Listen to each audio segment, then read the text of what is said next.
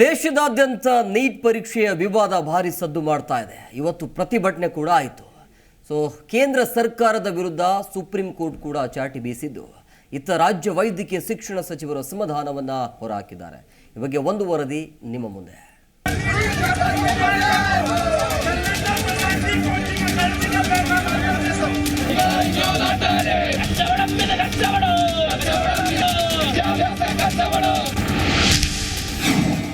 Neat ಪರೀಕ್ಷೆ ಅಕ್ರಮದ ವಿರುದ್ಧ ಭಾರಿ ಆಕ್ರೋಶ. ಕೇಂದ್ರ ಸರ್ಕಾರದ ವಿರುದ್ಧ ವಿವಿಧ ಸಂಘಟನೆ ಕಿಡಿ. ದೇಶದಾದ್ಯಂತ ಭಾರಿ ಚರ್ಚೆಗೆ ಗ್ರಾಸವಾಗಿರುವ ನೀಟ್ ಪರೀಕ್ಷೆ ಅಕ್ರಮ ದಿನಕ್ಕೊಂದು ತಿರುವು ಪಡೆದುಕೊಳ್ತಿದೆ. ಪರೀಕ್ಷೆಗೆ ಒಂದು ದಿನದ ಮುನ್ನವೇ ಪ್ರಶ್ನೆ ಪತ್ರಿಕೆ ಸೋರಿಕೆಯಾಗಿರುವ ವಿಚಾರ ಹೊರಬಿದ್ದಿದೆ.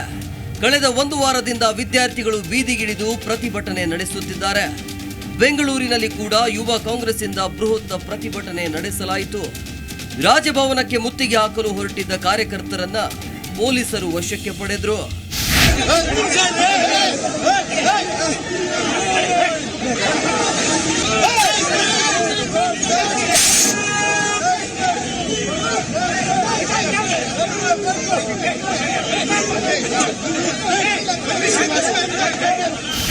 ರಾಜ್ಯ ವೈದ್ಯಕೀಯ ಶಿಕ್ಷಣ ಸಚಿವ ಡಾಕ್ಟರ್ ಶರಣ್ ಪ್ರಕಾಶ್ ಪಾಟೀಲ್ ನೀಟ್ ಅಕ್ರಮದ ವಿರುದ್ಧ ಅಸಮಾಧಾನವನ್ನ ವ್ಯಕ್ತಪಡಿಸಿದ್ದು, ನೀಟ್ ಬೇಡವೇ ಬೇಡ ಅನ್ನೋ ಅಭಿಪ್ರಾಯವನ್ನ ಹೊರಹಾಕಿದ್ದಾರೆ.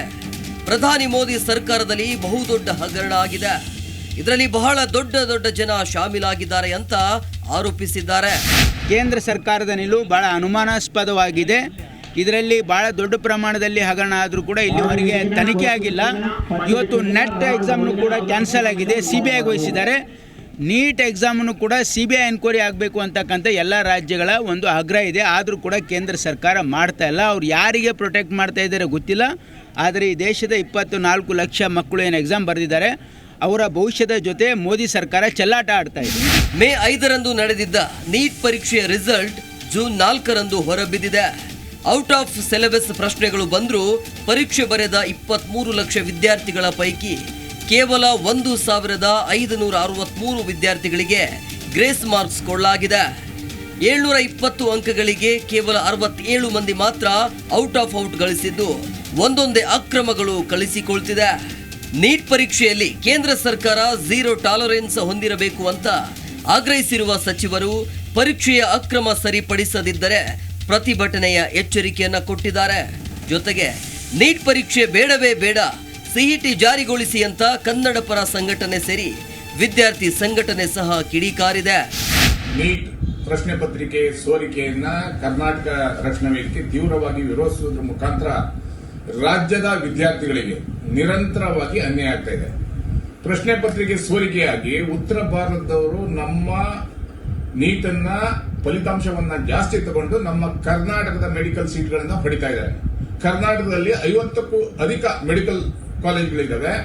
ಇಲ್ಲಿಯ ರಾಜ್ಯ ಸರ್ಕಾರಕ್ಕೆ ಅದಕ್ಕೆ ಬೇಕಾದಂತಹ ಮೂಲಭೂತ ಸೌಕರ್ಯಗಳನ್ನ ಎಲ್ಲವನ್ನ ನಮ್ಮ ರಾಜ್ಯ ಸರ್ಕಾರ ಯಾರಿಗೆ ಪ್ರಾಧ್ಯಾಪಕರಿಗೆ ಇರ್ಬೋದು, ನೀರಿನ ವ್ಯವಸ್ಥೆ ಇರ್ಬೋದು, ರಸ್ತೆ ವ್ಯವಸ್ಥೆ ಇರ್ಬೋದು, ಕಟ್ಟಡಗಳು ಇರ್ಬೋದು, ಇದೆಲ್ಲ ನಮ್ಮ ಸರ್ಕಾರನೇ ಮಾಡಿದೆ.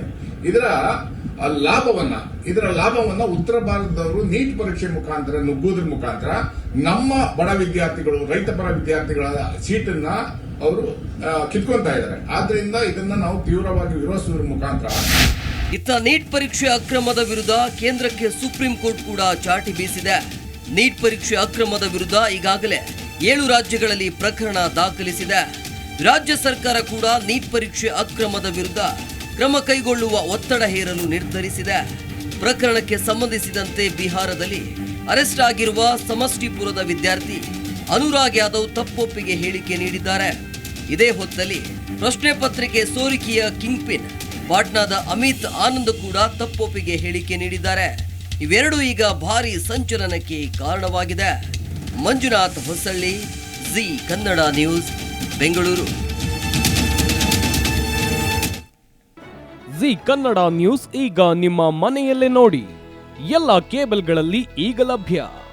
ಸನ್ direct 292, Jio TV 1334, U digital 162, city cable 51, GTPL 17, Abhishek cables 821, rock line telecommunication 51, Shri Basaveshwara number 60, Vinayaka digital number 53, in digital number 896ರಲ್ಲಿ. ನಿಮ್ಮಿಸ್ತದ ಜಿ ಕನ್ನಡ ನ್ಯೂಸ್ ನೋಡಿ ಆನಂದಿಸಿ.